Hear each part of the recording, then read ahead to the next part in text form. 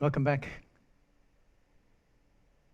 When I was a child, I spent my time creating mazes that my younger brothers would then attempt. Quite a laborious task, both to create and to solve, but not very challenging intellectually. Here is the entrance, and here are the 3 exits of this particular maze. You could say the mazes were quite complicated to get through.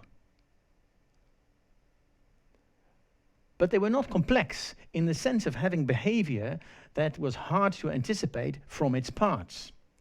Also, the logic was simple. If you just always kept left, you'd get out eventually, or if that failed, you'd have to turn right once, and so on. So, we're not going to do this maze now. Some years later, in my youth, I was fascinated by this game here.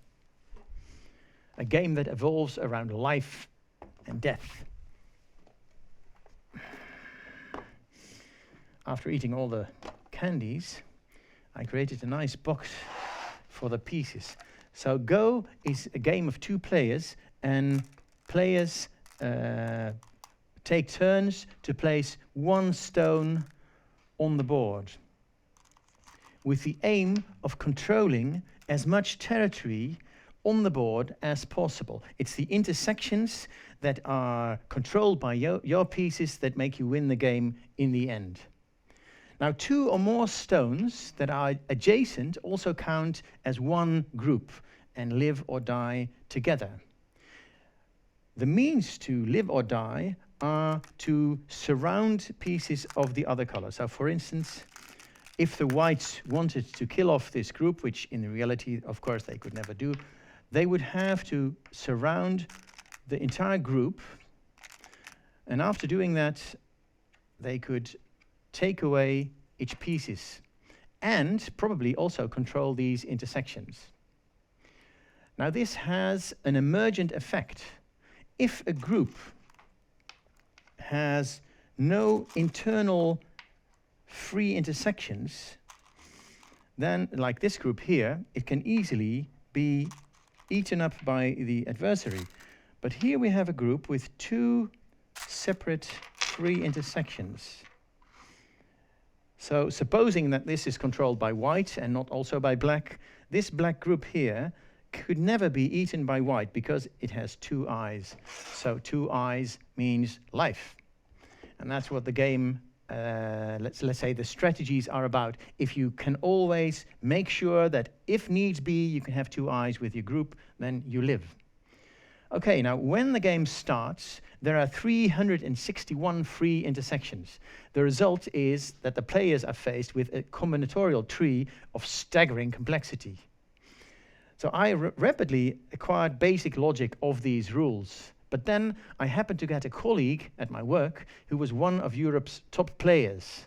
And it was as if he knew dark magic. He would play what seemed to be innocuous little moves until invariably, when the board became fuller, at the end of every game he rolled up all my territory and I was left like a fool. So Go is not complicated at all. The rules are simple, but it is hellishly complex. So, we have now established that complicated as a maze is not the same thing as complex as in the game of Go.